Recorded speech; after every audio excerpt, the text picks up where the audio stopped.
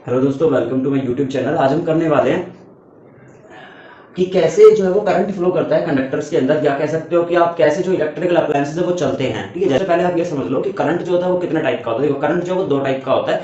एक पहला जो हम डीसी बोलते हैं और जो दूसरा होता है उसे हम एसी बोलते हैं। डीसी की फुल फॉर्म होती है डायरेक्ट करंट, एसी की फुल फॉर्म होती है अल्टरनेटिंग करंट। ठीक है, डायरेक्ट करंट का जो सप्लायर होता है उसे हम क्या बोलते हैं, बैटरी बोलते हैं। मतलब बैटरी क्या करती है कि सप्लाई करती है कि कौन से करंट, डीसी करंट को। ठीक है, और जो जनरेटर्स होते हैं हमारे, एसी जनरेटर्स होते हैं, ठीक है, या एसी मोटर्स होती है, ठीक है, ये डायनामोज होते हैं, वो हमें क्या प्रोवाइड कराते हैं, वो एसी करंट हमें प्रोवाइड कराते हैं। ठीक है, हमारे जो घरों में हम यूज करते हैं, जो करंट आता है हमारे घरों में, वो कौन सा होता है, वो एसी करंट होता है। ठीक है, अल्टरनेटिंग करंट होता है। जो पावर सप्लाई जो आ रही होती है, ठीक है, फीडर से, ट्रांसफॉर्मर से जो हमारे आ रही होती है, वो एसी करंट होती है। ठीक है, और जो हमारे घरों में बैटरीज होती है, मोबाइल की बैटरीज हो गई, ठीक है, या इस टाइप की जो बैटरीज होती है, इन सबकी जो बैटरीज है वो क्या, कौन सा करंट प्रोवाइड कराती है, वो हमें डीसी करंट प्रोवाइड कराती है। फिलहाल के लिए इतना समझो। ठीक है, फिर जब हम पूरा एक इसके ऊपर समझेंगे कि डीसी करंट एसी करंट क्या होता है, देन मैं आपको वहां पे ब्रीफ में जाके बताऊंगा। फिलहाल इतना समझो। ठीक है, नाउ अब आते हैं इस सर्किट के ऊपर। समझना बात को कि ये कैसे करंट सप्लाई करता है, मतलब कैसे कोई एक अप्लायंस है वो काम करता है, वो सीख रहे हैं अब हम। ठीक है, देखो कि मान लेते हैं कि हमने एक बैटरी लगाई हुई है ना, और बैटरी क्या होती है, बैटरी एक सोर्स होती है एनर्जी का। ठीक है, battery is a source of energy and you can then we can say storage of energy. ठीक है, in some books it is written as battery is a source of charge. ठीक है, it is not a source of charge. ठीक है, charge का कोई source, ये battery जो है वो सिर्फ एनर्जी स्टोरेज है। ठीक है, एनर्जी को स्टोर करती है और एनर्जी को सप्लाई करती है। समझ रहे हो बात? ठीक है, कुछ बुक्स में ऐसे लिखा हुआ है कि ये चार्ज सप्लाई करती है, लेकिन ऐसा नहीं है, ये चार्ज सप्लाई नहीं करती है। ठीक है, देखो, जो पॉजिटिव टर्मिनल है वो हाई पोटेंशियल को शो करता है, और जो नेगेटिव टर्मिनल होता है वो लो पोटेंशियल को शो करता है। ठीक है, अब देखो कि जैसे हमारा एक कंडक्टर है, मान लो। ठीक है, कंडक्टर क्या है, कंडक्टर है जैसे कोई भी एक अप्लायंस समझ लो। ठीक है, एसी, कूलर, फ्रिज, रेफ्रिजरेटर, कुछ भी एक्सवाइजेड आपको अप्लायंस समझना है, फैन, टीवी, कुछ भी समझ लो। ये एक हमारा अप्लायंस है, कंडक्टर है, जो क्या करेगा, कंज्यूम करेगा एनर्जी को। ठीक है, और वो हमारा अप्लायंस काम करने लगेगा फिर। ठीक है, देखो, यानी कि हमारे इस पूरे के अंदर, इस कंडक्टर के अंदर क्या होगा, फ्री इलेक्ट्रॉन्स प्रेजेंट होंगे। ठीक है, इतनी सी बात। अब देखो, free which are responsible for the conduction of electric current, है ना। चार्ज कैरियर्स होते हैं, electrons are the charge carriers, या we can say electrons are the energy carriers. ठीक है, एनर्जी को लेके जाते हैं, ठीक है, लेके जाते हैं और छोड़ देते हैं। ठीक है, फिर चार्ज गेन करते हैं, एनर्जी गेन करते हैं, फिर वापस से दूसरी जगह जाके उड़ेल देते हैं। एक तरीके से ट्रक का काम करते हैं। ठीक है, ट्रक में क्या करता है, उठाता है कहीं से सामान तो दूसरी जगह डिलीवर कर देता है, बस सिंपली इतना सा काम करता है। ठीक है, वही काम इलेक्ट्रॉन्स का होता है जो काम ट्रक का होता है। ठीक है, एट द सेम टाइम। ठीक है, अब देखो, यानी कि जो चार्ज होगा यहां से, जो पॉजिटिव टर्मिनल होगा बैटरी का, है ना, जिसे हम बोलेंगे हाई पोटेंशियल, वो क्या करेगा, यहाँ पे इलेक्ट्रॉन्स होंगे और पॉजिट्रॉन्स होंगे। पॉजिट्रॉन्स हालांकि फ्लो नहीं करते हैं, आपको पता होना चाहिए, पॉजिट्रॉन्स या जो प्रोटॉन्स होते हैं ये फ्लो नहीं करते हैं। ठीक है, सिर्फ और सिर्फ क्या फ्लो करता है, इलेक्ट्रॉन्स फ्लो करते हैं। लेकिन हम समझने के लिए अभी हम थोड़ा कॉन्सेप्ट को समझने के लिए हम ऐसा समझ लेते हैं कि प्रोटॉन्स भी फ्लो कर रहे होंगे, ऐसे समझ लेते हैं। ठीक है, कैसे, देखो, जो पॉजिटिव टर्मिनल है वहां पे पॉजिट्रॉन्स होंगे, जो नेगेटिव टर्मिनल है वहां पे इलेक्ट्रॉन्स होंगे। कि हमने क्या किया, बैटरी लगा दी, बैटरी क्या प्रोड्यूस करती है, प्रोवाइड कराती है, इलेक्ट्रिक फील्ड प्रोवाइड कराती है। इलेक्ट्रिक फील्ड का मतलब पॉजिटिव एंड नेगेटिव के बीच में इलेक्ट्रिक फील्ड। इलेक्ट्रिक फील्ड क्या होता है, इलेक्ट्रिक फील्ड लाइंस क्या होती हैं, वो हम थोड़ा आगे जब हम करेंगे, इससे नेक्स्ट चैप्टर, उसमें हम सीखेंगे ये वाली बातें। ठीक है, इलेक्ट्रिक फील्ड क्या होता है, इलेक्ट्रिक फील्ड लाइंस की प्रॉपर्टीज क्या होती हैं, ये सब हम नेक्स्ट वीडियो, नेक्स्ट हम चैप्टर जो है उसके अंदर सीखेंगे। ठीक है, देखो, यानी कि जो प्रोटॉन्स हैं, ठीक है, उनपे क्या करेगा, एक फोर्स लगेगा। बैकवर्ड फोर्स कौन लगाएगा, ये लगाएगा, है ना। तो प्रोटॉन्स होंगे वो इधर इस तरफ में मूव करेंगे ना, इलेक्ट्रॉन्स क्या करेंगे, इस तरफ में मूव करेंगे। ठीक है, जस्ट क्या होगा, इससे बैटरी का जो पोटेंशियल है, वो एनर्जी है, वो धीरे धीरे कंज्यूम करेंगे ये जो अप्लायंस है वो। ठीक है, तो देखो, इलेक्ट्रॉन्स क्या करेगा, इलेक्ट्रॉन्स यहां से, यहाँ पे क्या है, जीरो पोटेंशियल है, यहाँ पे क्या है, मैक्सिमम हाई पोटेंशियल है, दिख रहा है, पॉजिटिव नेगेटिव, तो नेगेटिव होगा जीरो पोटेंशियल, और पॉजिटिव पे कौन सा होगा, हाई पोटेंशियल होगा। तो हाई पोटेंशियल से क्या करेगा, गेन करेगा एनर्जी, है ना। और एनर्जी क्या है, कौन सी एनर्जी है, पोटेंशियल एनर्जी है। यहाँ पे पोटेंशियल एनर्जी का फॉर्मूला क्या होता है, Q इंटू वी होता है। ये वही फॉर्मूला है जो आप कुछ नेक्स्ट वीडियो में मैं आपको बताऊंगा। नेक्स्ट वीडियो में आप ये सीखोगे कि पोटेंशियल डिफरेंस का जो है, यदि आप कुछ बच्चों को पता होगा, पोटेंशियल डिफरेंस का जो formula 1Q, W is the work done. यहाँ पे W क्या है, वर्क डन, और वर्क डन को ही क्या बोलते हैं, हम एनर्जी बोलते हैं। ठीक है, पोटेंशियल एनर्जी भी कह सकते हो, काइनेटिक एनर्जी भी कह सकते हो, ये फॉर्म ऑफ एनर्जीज। ठीक है, energies are transferable from one form to another form. ठीक है, with help of some devices और इंस्ट्रूमेंट्स। ठीक, तो E अपॉन Q, तो यहां से आप अगर एनर्जी लिखना चाहोगे, U पोटेंशियल एनर्जी, या W वर्क डन, या E एनर्जी लिखना चाहोगे, वो क्या हो जाएगा, Q इंटू V हो जाएगा। ठीक है, वही मैंने लिखा है यहाँ पे, Q इंटू V। क्यू क्या है, चार्ज है, ई क्या है, इलेक्ट्रॉन्स है, ठीक है। ई मतलब इलेक्ट्रिक चार्ज या इलेक्ट्रॉन्स के ऊपर जो चार्ज होता है, ठीक है। तो वो क्या करेगा, यहाँ से इस तरह में मूव करेगा, ठीक है। अब यहाँ से क्या करेगा, देखो समझना बात आराम से, यहाँ पे जो होंगे है ना, जो कैरियर्स होंगे, चार्ज कैरियर्स, वो क्या करेंगे, एनर्जी को गेन करेंगे, यहाँ से एनर्जी को गेन करेंगे और यहाँ तक धीरे धीरे छुप छुप छुप छुप छुप छुप छुप यहाँ तक पहुंच जाएंगे। इस जगह पहुंचे, एनर्जी क्या हो गई इसकी, जीरो हो गई। तो यहाँ पर एनर्जी इसके पास V थी, पोटेंशियल V था, यहाँ पे इसके पास पोटेंशियल क्या हो गया, जीरो हो गया। क्या हुआ कि यहां से यहां तक आते हो, ऐसा क्या हुआ कि इसका पोटेंशियल जीरो हो गया। एक्चुअली में हुआ क्या कि जो पोटेंशियल जो अप्लायंस था उसने वो एनर्जी कंज्यूम कर ली, ठीक है। यहां से यहां तक आते वक्त उस पोटेंशियल उस अप्लायंस ने एनर्जी को कंज्यूम कर लिया, ठीक है। तो अब क्या होगा, यहाँ पे उस इलेक्ट्रॉन के पास एनर्जी जीरो हो गई है, खत्म हो गई है एनर्जी, समझ रहे हो बात, जीरो हो गई ना। फिर ये क्या करेगा, इसके पास आएगा बुला भटका, है ना। अब ये क्या करेगा कि भाई साहब मेरे पास तो कुछ नहीं है ना। फिर ये क्या करेगा, बैटरी बोलेगी कि घबराओ मत, मैं हूं अभी, है ना, मेरे पास अभी एनर्जी है। वो क्या करेगी, यहां से हाई पोटेंशियल से उसको वापस से एनर्जी दे देगी, उस ट्रक के अंदर वापस से लोड कर देगी चार्ज कैरियर्स के पास एनर्जी। फिर वो भागा भागा भागा भागा इसके पास जाएगा, है ना, यहाँ पे जाएगा। फिर वो क्या करेगा, आगे बढ़ेगा धीरे धीरे धीरे धीरे धीरे धीरे धीरे धीरे धीरे, फिर यहाँ पे आके एनर्जी क्या हो जाएगी, जीरो हो जाएगी। मतलब फिर से एनर्जी क्या कर ली, कंज्यूम कर ली उस इलेक्ट्रिकल अप्लायंस ने, है ना, तभी तो रन कर रहा होगा। ये बहुत फास्ट प्रोसेस होती है, तभी तो अप्लायंस चलता रहेगा। फिर यहाँ से जीरो हो गई, फिर से इलेक्ट्रॉन थक गया, हार गया बेचारा, मायूस हो गया। फिर इस बैटरी के भाई साहब के पास आया, बैटरी भाई साहब बोले क्या कि मेरे पास बहुत सारी ताकत है, मैं फिर से एनर्जी दूंगा आपको। फिर से एनर्जी वो उसको मिलती है, यहाँ से हाई पोटेंशियल से यहाँ पे एनर्जी आती है। इलेक्ट्रॉन्स, इन वाले इलेक्ट्रॉन्स के पास कितनी एनर्जी आएगी, Q इंटू V एनर्जी हो जाएगी इस वाले इलेक्ट्रॉन के पास। फिर जाएगा वो वहां तक, ठीक है। इलेक्ट्रिकल एलिमेंट्स का जो सेकंड पॉइंट होगा, एंडिंग जो पॉइंट होगा, लास्ट पॉइंट जो होगा, वहां तक एनर्जी क्या हो जाएगी, जीरो हो जाएगी। इस तरीके से ये साइकिल चलते जाता है। और ये साइकिल कब तक चलता जाएगा, जब तक इस बैटरी के पास ताकत होगी, पावर होगी, ठीक है। जैसे ही ये बैटरी खत्म हो जाएगी वैसे इलेक्ट्रिकल अप्लायंस काम करना बंद कर देगा, ठीक है। इस तरीके से हमारा जो भी एक कंडक्टर है, या कह सकते हो जो भी एक अप्लायंस है, वो काम करता है, ठीक है। सिंपल चीज था, बेसिक सी चीज थी। अच्छा, हमें इस छोटे से एक्सपेरिमेंट से क्या समझ में आया, दो तीन चीजें समझ में आई है। पहली चीज हमें ध्यान रखनी है कि जो बैटरी होती है वो एक सोर्स ऑफ एनर्जी होती है, ठीक है। It is a source of energy, और we can say it is a storage of energy, ठीक है। It is not a charge carrier, ये चार्ज कैरियर नहीं होती है। चार्ज कैरियर्स कौन होते हैं, electrons. Electrons are the charge carriers, got my point. Electrons are the charge carriers and this battery is a source और we can say storage of charge carriers, ठीक है। समझ में आई ना बात, एक तरीके से समझ लो कि ये एक तरीके से क्या है कि एक इन्वर्टर है, ठीक है। एक तरीके से क्या है, बैटरी इज एन इन्वर्टर, जो क्या करती है, चार्ज को स्टोर करती है। देन चार्ज को स्टोर करके जो इलेक्ट्रॉन्स होंगे उन इलेक्ट्रॉन्स क्या करेगी, एनर्जी सप्लाई कर देगी, और इस तरीके से पूरा प्रोसेस चलता जाता है, ठीक है। चलिए, समझ में आ गई सारी चीजें।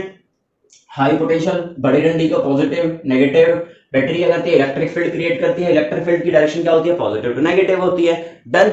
चलिए अभी हम नेक्स्ट टॉपिक करते हैं। नेक्स्ट टॉपिक जो है हमारा, वो हम करेंगे सिंबल्स हैं छोटे छोटे। चलो अभी यहीं पे हम कर लेते हैं सिंबल्स। ये आपकी बुक में ऑलरेडी आपको मिल जाएंगे, सिंबल्स ऑफ इलेक्ट्रिकल कंपोनेंट्स। तो ये छोटे छोटे से कंपोनेंट्स के सिंबल्स हैं, वो मैं आपको दो चार बता देता हूँ, बाकी आप बुक के अंदर मिल जाएगा।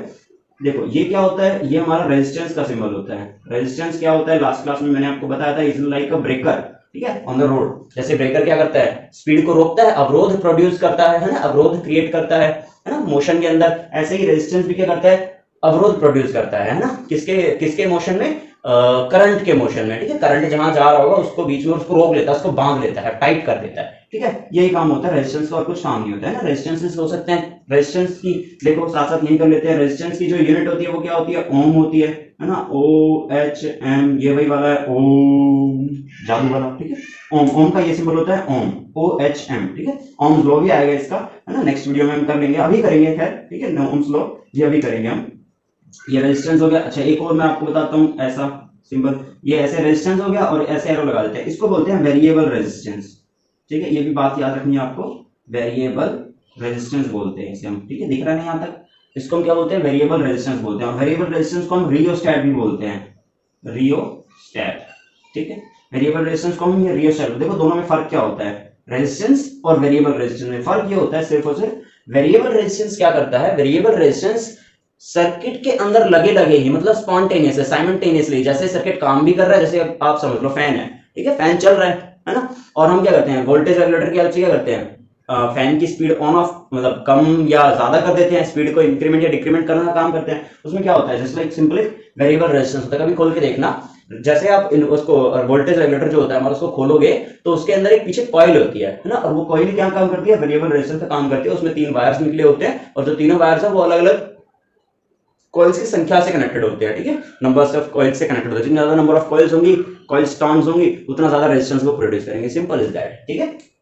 तो ये वेरिएबल रेजिस्टेंस बस ये काम करता है कि सर्किट को कनेक्टेड रहते रहते ही करंट की जो अमाउंट होती है उसको कम या ज्यादा करने का काम करता है, दैट्स इट। रेजिस्टेंस ये वाला जो फिक्स्ड रेजिस्टेंस होता है ये क्या करता है, यदि आपको कम या ज्यादा करनी है तो रेजिस्टेंस को हटाना पड़ेगा, सर्किट इनकम्प्लीट होगा। मतलब जो बल्ब जल रहा था पहले रेजिस्टेंस को लगाए हुए, वो रेजिस्टेंस को हटाते ही बल्ब बंद हो जाएगा, क्योंकि कंडक्टर ही तो एक तरीके से रेजिस्टेंस भी, ठीक है, मतलब कनेक्शन ही तो प्रोवाइड कराता है पूरा पूरा, ठीक है। जैसे ही इसको हटाओगे सर्किट इनकम्प्लीट हो जाएगा, फिर दूसरा रेजिस्टेंस लगाओगे, कह सकते हो ज्यादा ओम का, ठीक है, तो ज्यादा ओम का रेजिस्टेंस लगाने से जो बल्ब हमारा है वो कम ग्लो करेगा, ठीक है। फिर उसको हटा दोगे और उससे ज्यादा पावर का या कह सकते हो उससे ज्यादा ओम का रेजिस्टेंस उस सर्किट के अंदर इंसर्ट करोगे, तो जो बल्ब हमारा था वो और धीरे और कम ग्लो करेगा, क्योंकि रेजिस्टेंस क्या करता है, अवरोध प्रोड्यूस करता है। जितना ज्यादा रेजिस्टेंस होगा उतना कम करंट जाएगा। It is inversely proportional to, ठीक है, resistance is inversely proportional to current, ठीक है, resistance is inversely proportional to current, ये बात हमें याद रखनी है, ठीक। चलिए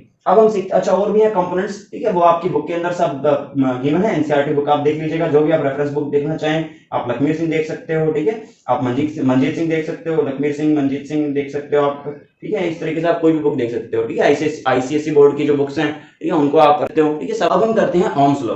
ओम्स लॉ क्या कहता है, ओम्स लॉ कहता है ये एक रिलेशनशिप देता है, बेसिकली ये लॉ है पहली बात, ठीक है। तो लॉ इज कथनात्मक चीजें हैं, ठीक है, जो कही गई है एक तरीके से, ठीक है, प्रैक्टिकली फॉलो होता है, बिल्कुल होता है ओम्स लॉ, ठीक है।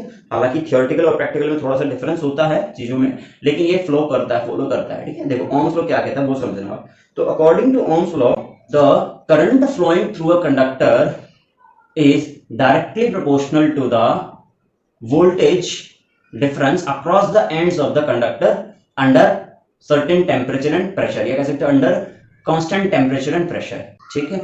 ये एक बेसिक सी डेफिनेशन बन जाती है, ठीक है। अब इसको समझ लो, आपको मैं थोड़ा सा कि जो I है करंट, ठीक है, I इज क्या है, I इज करंट। जो करंट है वो डायरेक्टली प्रोपोर्शनल होता है V के, and V is what, V is electric potential, V is electric potential difference, ठीक। तो जो करंट है वो डायरेक्टली प्रोपोर्शनल होता है पोटेंशियल के, तो हम यहां से ऐसे लिख सकते हैं V is directly proportional to I, ठीक है। एंड इस सिंबल को, ये जो सिंबल है, इस सिंबल को हम बोलते हैं प्रोपोर्शनलिटी सिंबल, ठीक है, ये आपको पता होगा प्रोपोर्शनलिटी का सिंबल होता है।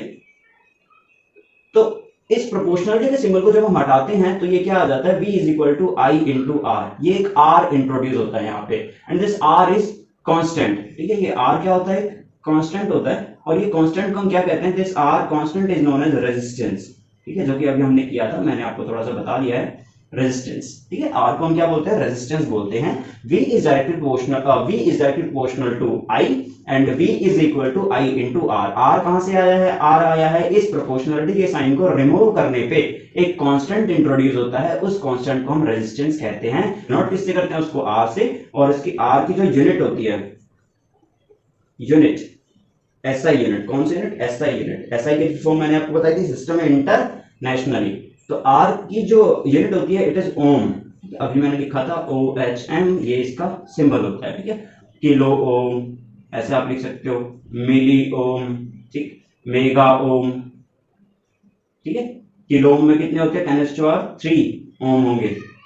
मिली ओम में कितने होंगे, 10⁻³ ओम होंगे। मेगा ओम में कितने होंगे, 10⁻⁶ ओम होंगे, ठीक है। इस तरीके से हमें समझनी है। रेजिस्टेंस आपको समझ में आ गया होगा क्या होता है, resistance is like restriction in the flow of electric current, ठीक है, that's it, it is constant, nothing else, right. अच्छा, ओम्स लॉ यही है, स्टेटमेंट आपको याद रखनी है, कैसे आप क्वेश्चन को अटेम्प्ट करेंगे, आप स्टार्ट करेंगे क्वेश्चन को लिखना according to Ohm's law, under certain conditions, under constant temperature and pressure, conditions are these, under certain conditions like keeping constant temperature and pressure, the current flowing through the conductor is directly proportional to the potential difference across the ends of the conductor.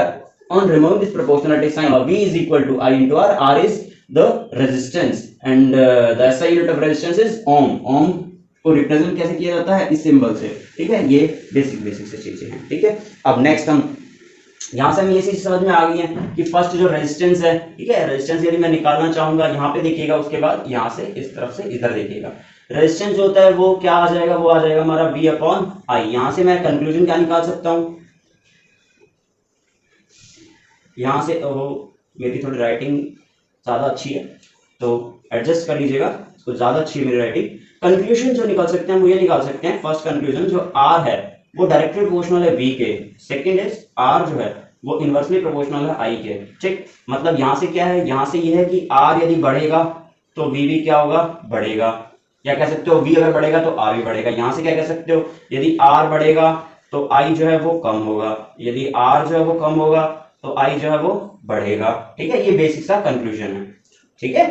देखो दोबारा बता देता हूं मैं, R जो है resistance, यदि resistance को बढ़ाएंगे हम, या कह सकते हैं यदि पोटेंशियल डिफरेंस बढ़ेगा तो रेजिस्टेंस भी बढ़ेगा, ठीक है। मतलब पोटेंशियल डिफरेंस हमारे घरों में कितना आता है बताओ, जो हमारे इंडिया के अंदर आता है वो it is 220 volts. Volts is the SI unit of voltage, volt किसकी यूनिट होती है, वोल्टेज की, ठीक है।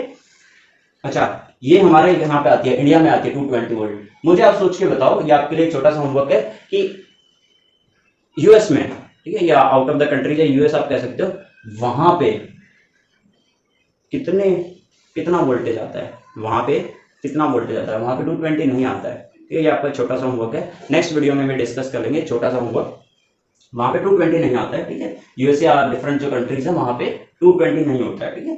तो voltage is directly proportional to R, R बढ़ेगा तो वी भी बढ़ेगा, वी बढ़ेगा तो आर भी बढ़ेगा। Second conclusion, R is directly proportional to R is inversely proportional to I, अगर आई कम होगा तो आर इंक्रीज होगा, इनवर्स प्रोपोर्शनल।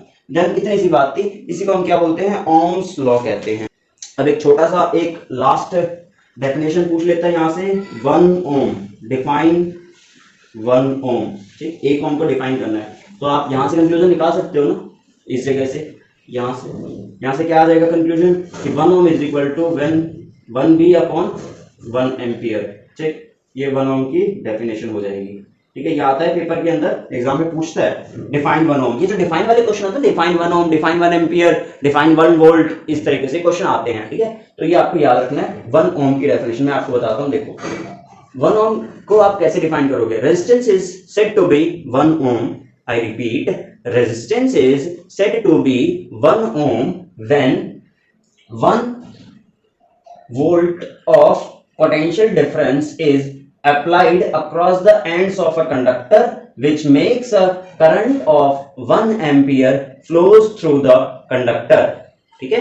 ये सिंपल सी डेफिनेशन है। डेफिनेशन आपको मैं बुक जहाँ वीडियो देखेंगे तो वहां पे मैं आपको डाल दूंगा नीचे, ठीक, सब टाइटल्स में, राइट। ओके, तो this is all about Ohm's law, and हमने आज 2 टॉपिक किए हैं छोटे छोटे, एक ओम्स लॉ किया है और एक हमने किया जाना है ये कि कैसे बैटरी जो है वो काम कराती है, किसी भी एक अप्लायंस से कैसे चलाती है अप्लायंस को, दैट्स ऑल। हाँ जी, अब हम करते हैं ओम्स लॉ के ऊपर एक न्यूमेरिकल, ठीक है। एक या 2 न्यूमेरिकल्स करने की कोशिश करते हैं कि न्यूमेरिकल्स ही आते हैं ओम्स लॉ के ऊपर, ठीक है, और कुछ नहीं। अब बहुत ही आसान सा एक न्यूमेरिकल कराता हूँ मैं आपको, ठीक है। ये अगर आपको न्यूमेरिकल आ गया तो आपको जो छोटे मोटे न्यूमेरिकल्स है वो इजीली हो जाएंगे, ठीक है। तो क्वेश्चन जो है वो आपको दिख रहा होगा आपकी बोर्ड के ऊपर, ठीक है, फोन मोबाइल की स्क्रीन के ऊपर। मैं क्वेश्चन आपके लिए डिक्टेट कर देता हूँ, रीड कर देता हूँ। क्वेश्चन कहता है, electric iron draws a current of 3.4 ampere from the 220 volt supply line. What current will the electric iron draw when connected to 110 volt supply line? ठीक है, ये क्वेश्चन है। तो क्वेश्चन ये कहता है, समझना ध्यान से, क्वेश्चन ये कह रहा है कि एक डिवाइस है, इलेक्ट्रिकल डिवाइस है, उसको हमने पोटेंशियल डिफरेंस से कनेक्शन दे दिया है 220 वोल्ट का। पोटेंशियल डिफरेंस है, बैटरी समझ लो, कुछ भी समझ लो, XYZ, ठीक है, और वो चल रही है, ठीक है। चलने पे करंट कितना खींच रही है, वो 3.4। आपको पता है कोई भी चीज चलने के लिए करंट की आवश्यकता होती है, ठीक है। पोटेंशियल डिफरेंस के साथ करंट, 2 चीजें होती है, 2 पैरामीटर्स होते हैं, एक पोटेंशियल डिफरेंस होता है और एक करंट होता है, 2 चीजें होती हैं, ठीक है, बैटरी के अंदर या किसी भी सोर्स ऑफ एनर्जी के अंदर, ठीक है। तो देखो इतना बोलता है। अब वो ये कह रहा है कि यदि ये पोटेंशियल डिफरेंस V1 है, यदि उसको मैं V2 से कनेक्ट कर देता हूँ, V2 कितना है 1110, ठीक है, 1110 वोल्ट, यदि मैं उसको इस पोटेंशियल डिफरेंस से कनेक्ट करता हूँ तो वो कितना करंट खींचेगी, ठीक है। सिंपल क्वेश्चन समझ में आया ना। क्वेश्चन ये कह रहा है कि पोटेंशियल डिफरेंस इतना है, करंट इतना खींचेगी, यदि इस उसी अप्लायंस को, उसी सेम अप्लायंस को इससे कनेक्ट करूं तो करंट कितना खींचेगी। अब एक चीज यहाँ पे नोट करने वाली है कि इस क्वेश्चन को अटेम्प्ट करने से पहले आपको ये पता होना चाहिए कि जो रेजिस्टेंस होता है, रेजिस्टेंस एक कांस्टेंट होता है, रेजिस्टेंस इज अ कांस्टेंट। मतलब क्या, मतलब ये कि रेजिस्टेंस चेंज नहीं होता है किसी भी एक अप्लायंस का, उसको किसी भी एक उससे कनेक्ट करो, ठीक है। यदि उसका कोई भी एक हाँ, रेजिस्टेंस डिपेंड करता है, also depends on temperature and these things, but अभी हम समझते हैं इतना, न्यूमेरिकल हम कर रहे थे, अभी हम समझते हैं इतना कि रेजिस्टेंस कांस्टेंट होता है, रेजिस्टेंस चेंज नहीं होता है, ठीक है। यदि आप उसको 220 वोल्ट पे चलाओ, यदि आप उस अप्लायंस को 110 वोल्ट पे चलाओ, ठीक है, रेजिस्टेंस फिक्स होता है। तो यहां से हम क्या करेंगे, यहां से हम रेजिस्टेंस ही निकालेंगे, ठीक है। तो as per the ohm's law, ohm's law क्या कहता है, ओम्स लॉ कहता है कि V is equal to I into R. यहां से हम कंक्लूजन निकाल के R निकाल सकते हैं, R is equal to V upon I. V कितना दिया हुआ है, 220 वोल्ट दिया हुआ है, और यहाँ पे हमें ये कितना दिया 3.4। डेसिमल हटाने के लिए हम क्या करेंगे, यहाँ पे 10 से इंटू कर देंगे, और ये इसको कैंसिल कर देंगे, कैंसिल करने पे कितना आ जाएगा, ये हमारा जाएगा 64.7 ओम। कितना आ गया हमारा। नाउ अब हम क्या करेंगे, देखो अब हमें क्या कह रहा है, अब हमें कह रहा है वो कि 110 वोल्ट से कनेक्ट करो उसको, ठीक है। अब हमें क्या कर रहा है, 110 वोल्ट से कनेक्ट करेंगे तो कितना करंट खींचेगा। तो नाउ रेजिस्टेंस हमारा इतना ही रहेगा, लेकिन पोटेंशियल कितना हो जाएगा, इस केस में पोटेंशियल 110 लेंगे, ठीक है। तो हमें क्या पूछा हुआ, हमसे करंट पूछा हुआ, कितना ड्रॉ करेगा वो, है ना। तो देखो I इज इक्वल टू क्या हो जाएगा इस केस में, V अपॉन R हो जाएगा। V कितना है 110 है, R कितना है 64.7, R कितना है 64.7। तो जब इसको सॉल्व करेंगे it would be like 1.7 something, ठीक है, 1.7 एम्पियर समथिंग। इसको कैंसिल कर लेना, डेसिमल हटाने के लिए यहाँ 10 आ जाएगा, ठीक है, और इसको जब सॉल्व करोगे 1.7 एम्पियर। तो जो करंट खींचेगा वो, जो अप्लायंस है वो करंट कितना खींचेगा, वो 1.7 एम्पियर का करंट खींचेगा, ड्रॉ करेगा, जब उसे 110 वोल्ट की बैटरी से या पावर सप्लाई से कनेक्ट करेंगे तब, ठीक है। तो आप यहां से कंक्लूजन ये निकाल सकते हो कि जो पोटेंशियल डिफरेंस यदि हम कम या ज्यादा करते हैं तो करंट कम या ज्यादा होता है। कैसे पता ये हमने ओम्स लॉ में अभी सीखा था कि V जो है वो डायरेक्टली प्रोपोर्शनल होता है I के, ठीक है। सीखा था या नहीं सीखा था। यदि V बढ़ेगा तो I बढ़ेगा, यदि I कम होगा तो V भी कम होगा, दोनों डायरेक्टली प्रोपोर्शनल है। तो यही चीज वो बता रहा है कि यदि 110 वोल्ट कनेक्ट करा हमने तो करंट भी कितना हो जाएगा, कम हो जाएगा, क्योंकि पहले पोटेंशियल 220 था, 220 के केस में 3.4 था, 110 के केस में कितना हो गया 1.7 हो गया। यहां से अच्छा एक और देखो कंक्लूजन कि पोटेंशियल डिफरेंस कितना था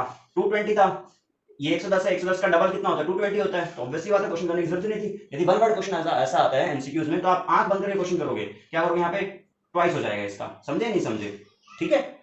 ओके, अब आपके लिए छोटा सा क्वेश्चन होमवर्क, एक्चुअली होमवर्क ये है कि अगर मैं यहीं पे इसको V3 को मैं 55 वोल्ट कर देता हूं, 55 वोल्ट, ठीक है, तब कितना करंट वो खींचेगा। बेसिक क्वेश्चन है, देखते ही क्वेश्चन होगा, ये देखते ही, ये वाला जो मैंने होमवर्क दिया है V3 55 वोल्ट पे, ये देखते ही क्वेश्चन हो जाएगा आपका। हाँ, अगर करना चाहो तो कर सकते हो, नहीं करना चाहो तो कोई ऐसा एतराज नहीं है, ठीक है। ओके, मिलते हैं नेक्स्ट वीडियो। अच्छा, एक छोटी सी बात, लास्ट वीडियो में मैं कहना भूल गया था कि लाइक कीजिए मेरे चैनल को, do like and subscribe my channel vision academy. Thank you class, thank you.